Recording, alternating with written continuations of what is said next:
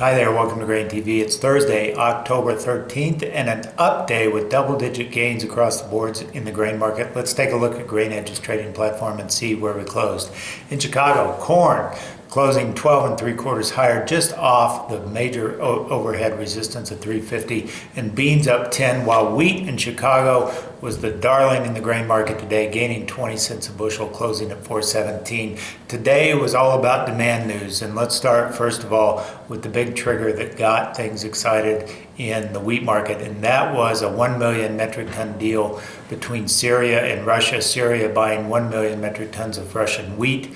That was much bigger than people have seen in quite some time from Syria. Syria, of course, having troubles as an economy, but also having troubles in sourcing wheat. So this deal was sort of bigger than expected and got the wheat market really trading higher. Other news in wheat: Egypt finalized their latest tender, buying 180,000 metric tons of wheat, most of that again coming from Russia and Romania. Other news, we had good export news out of the U.S. this morning. USDA flash sales, 3 different announcements, 2 of them for beans, 126,000 metric tons of soybeans to China, and another 115,000 metric ton deal to unknown destinations.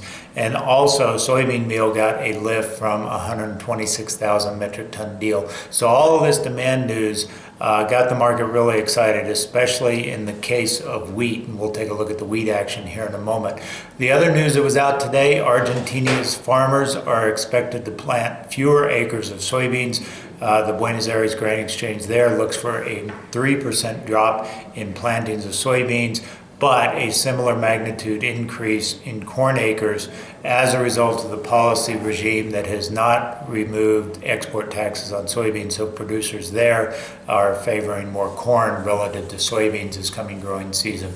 Let's take a look at domestic situations here in the U.S. and especially the basis. We've been following this during the harvest season. And in corn, we've seen very good resilience in corn basis. It has held up fairly well, especially in the river market, where we've actually turned higher here in the last week. Now, ethanol margins continue to be fairly stable, ethanol basis continues to be fairly stable, although it has dropped about a penny or two on average in the last few weeks, but it is well below normal. In beans, on the other hand, a much different situation. Crushing plants have been really hit hard here in the last few weeks, hovering around minus 50 versus historical norms of around minus 30 for this time of year.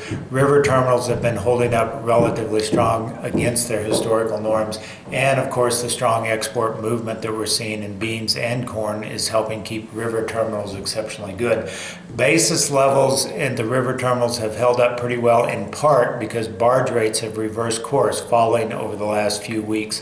So that has been favorable. If you're a producer looking to market a grain and you're traditionally going to nearby ethanol plants or nearby crushing facilities, you may want to stay tuned to your local river market and see if basis levels are better there, because they are faring better than they have been historically versus crushing facilities.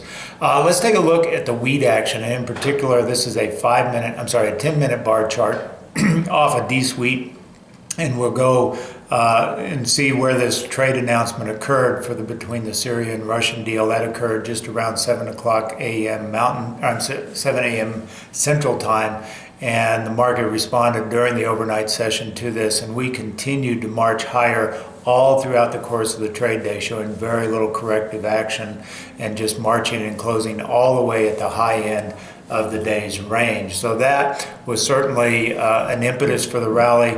The question will be, can we continue this rally? I suspect a lot of this rally was driven by short covering. We know we have record large shorts in the wheat market, so probably a lot of this was shorts heading for the exit. Now the question is, can they continue to hold the shorts, or will they continue to exit even further? Looking at the daily chart here, now that we've cleared the 410 mark, that will become the underlying support.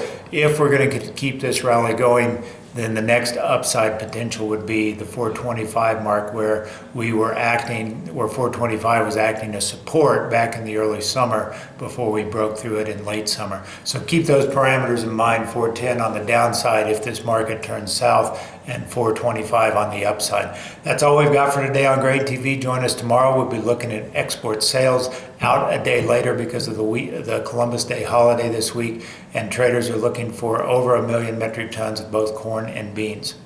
As a Grain Edge trading client, you'll get our Technical Alerts email first thing every trading day. Technical Alerts is a powerful system that generates quality trading opportunities. Each trading opportunity shows a chart and analysis providing clear price targets and risk potential.